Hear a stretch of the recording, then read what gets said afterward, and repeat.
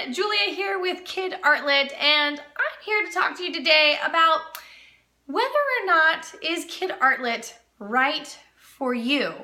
Because I know when you're trying to choose a new product, or especially when it comes to subscription boxes, because there are so many, it's hard to know if something's going to be the right fit for you. So I thought I would talk to you a little bit about what it is that makes KidArtLit a little bit different.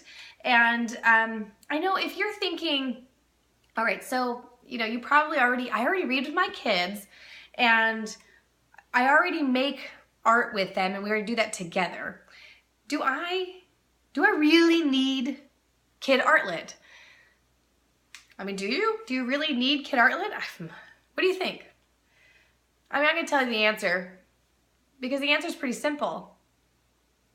Nope. No, you don't. You really don't. You might be sitting over there going, wait, what? Isn't she supposed to be, selling me KidArtLit? And really, I'm going to tell you that no, you don't need it. You don't need it at all. Because if you are already reading with your children, and you already feel comfortable curating, a library of books for your kids that are complex and enticing and really spark their imaginations, and if you're already making art with your kids and you feel like you've got it all under control in that art department, then you're able to easily curate projects for your kids that are process-based, open-ended, and encourage creative growth and creative thinking, imaginative thinking. And if you feel like, we already are connecting deeply through our story times and art making times, it's not a struggle for us, then, and you don't find it hard to find all those books and to find your supplies, like maybe you really like doing that. So if all of that is falling into place for you, then you're good to go, and you really don't need KidArtLit. That's just how it is, right? Because I mean, really, when you get down to it, nobody needs a subscription box, right? Or anything really to be the kind of parent that they want to be. You don't need that. It's just that, well, we feel like that the KidArtLit subscription box is just going to make it easier, more convenient, and more fun for you to be the type of parent, the kind of parent that you want to be. So a lot of people have said, well, I don't know, I'm kind of curious, I'd like to try it, but I don't really know if this is going to be the right fit for us. And we understand. So we say, if you buy it and you try it and you don't like it, you can cancel. You can cancel your subscription so you don't get any other boxes at that point, or you can pause it. So for example, if you're going, this has been great, maybe my kid's a little too young, or my older one's a little too old, but my younger one's, you're having some issues in there, you don't have to cancel it. You can just pause your subscription, which is also great if you go on vacations or anything like that. So then you can just put that subscription on pause, right? But if you're thinking, okay, that sounds pretty good. We really do think that what we've created for you that you're going to like.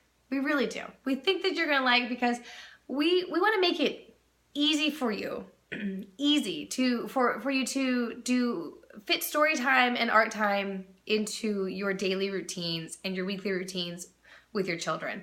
Because there wouldn't be any more hustling to get to the library to get the books. And I don't know about you, I'll get to a library and I'll be like, okay, we're here, we made it, I got the kids in the car, I've got the books to return, all this stuff, and then I get to the library and it's closed. Right? It's like, oh no, now what? Right? So there'd be no, you don't have to do that. You can plan your life a little bit differently. Or, you don't have to spend all your time searching for books on Amazon and reading all those reviews, because there are thousands of books that are published every year.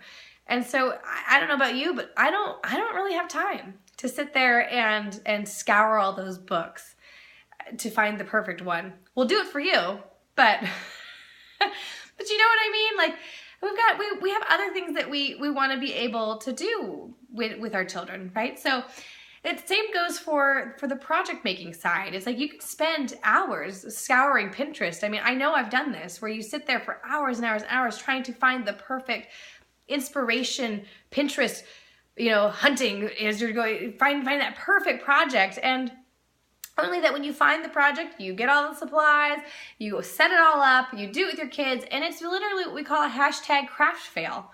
I mean, raise your hand if you've had that. Yeah?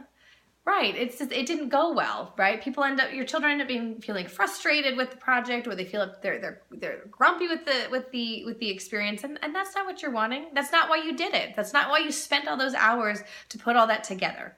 So the other aspect too is you go, okay, fine. I'm not going to do this myself. I'm going to go to a story time, or I'm going to go to an art class. And what ends up happening is, you don't have to, with KidArtLit, you don't end up having to try to get to these art classes and story times, right? On time. It's such a funny concept. I know as an art educator, that's one of the biggest, I'm going to call it a complaint. It's one of the biggest complaints I would get about my classes, is that for parents with young children, it was very hard for them to make it to class on time, and to get their children there, not just on time, but happily, right? Do you have that experience where it's like you're trying to get somewhere and you're gonna get there on time, but by golly, your hair is gonna be crazy and you're gonna be sweating because it's been so stressful. Your kids are gonna be strung out and wrung out, so by the time they get there, they're just grumpy.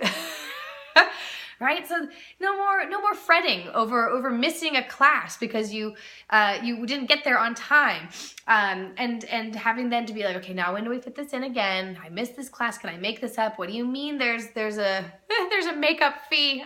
Okay, right? Or my favorite is when you miss a class or something because your children are sick and they've been sick for months and they're still sick, and then they get you sick and you all feel like you've been under the having a plague for months on end, and then you sit there going, well, I guess I bought that class pack. Well, it's gone. Oh well. Hopefully that was fun. I mean, here's the thing. Megan and I understand. We really do, because I'm sharing all this with you because I've had the same struggles. I know Megan's had the same struggles, and really because we're parents too. We live that life that is the parenting life, and we felt all of these same issues from the parenting side, and then also from our different sides as educators. And we're like, you know what? There's got to be a better way. So that's why we did a lot of research as to what types of ways we could bring this type of experience to other families, and that's why we settled on doing a subscription box. And that's really how KidArtLit, the subscription box, was born.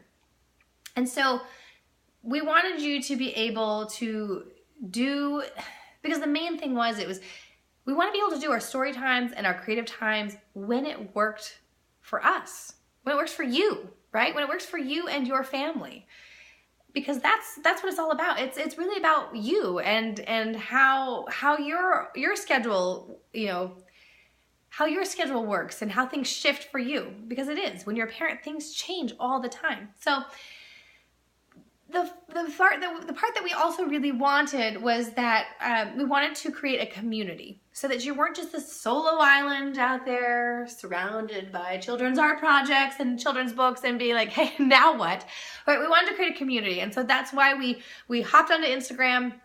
We were already really enjoying that space, and so we created the KidArtLit Instagram account and the Facebook account, and that was really what it started as, was just a community of parents and educators and caregivers who also really love books and who really loved doing art with their kids too. And it's still that way today, with our weekly challenges and everything. It's still a very wonderful place of inspiration and support for doing art projects and reading books with your children. We really wanted the experience to be joyful and to be creative and to be full of connection for you as well. And that's why we pulled that in.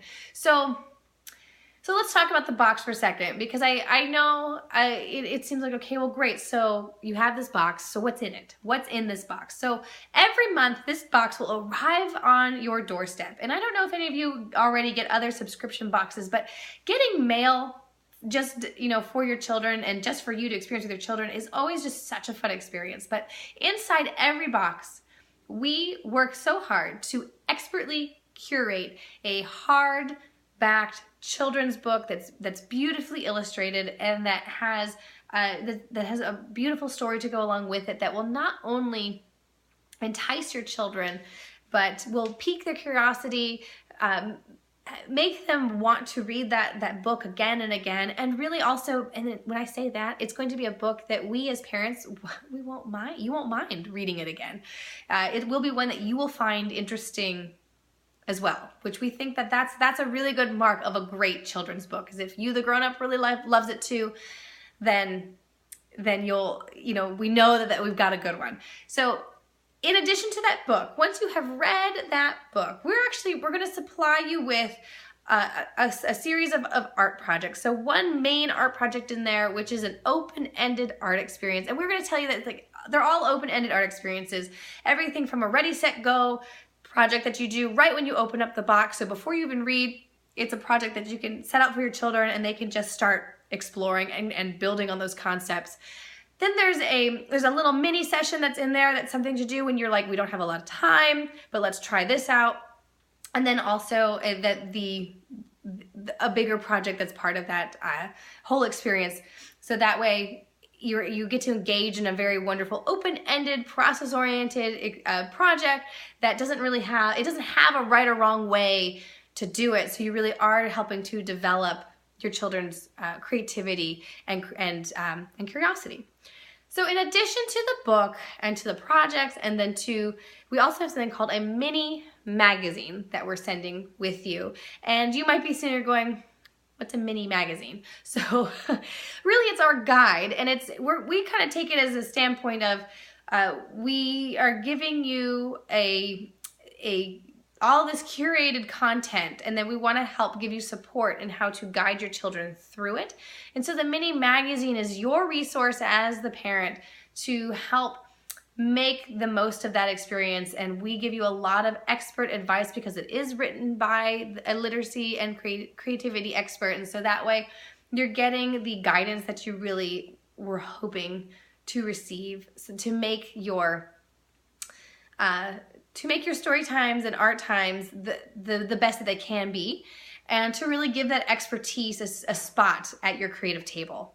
So that way you feel like you're being helped and supported through every book and through every art experience, so that you feel like you can focus more on raising the creative and curious children that you have and want, right? So let me tell you a little bit about what other people are saying about KidArtLit. We've had some really lovely testimonials, and one of them is from Amber from Figment Creative. And I'm going to read it to you. So I'm going to kind of step off here and just kind of read. And Amber, Figment Creative Labs is it's an art studio that Amber has in Austin, Texas, and she works a lot with process-based art experiences for children. So she says, what child doesn't like to receive mail, right?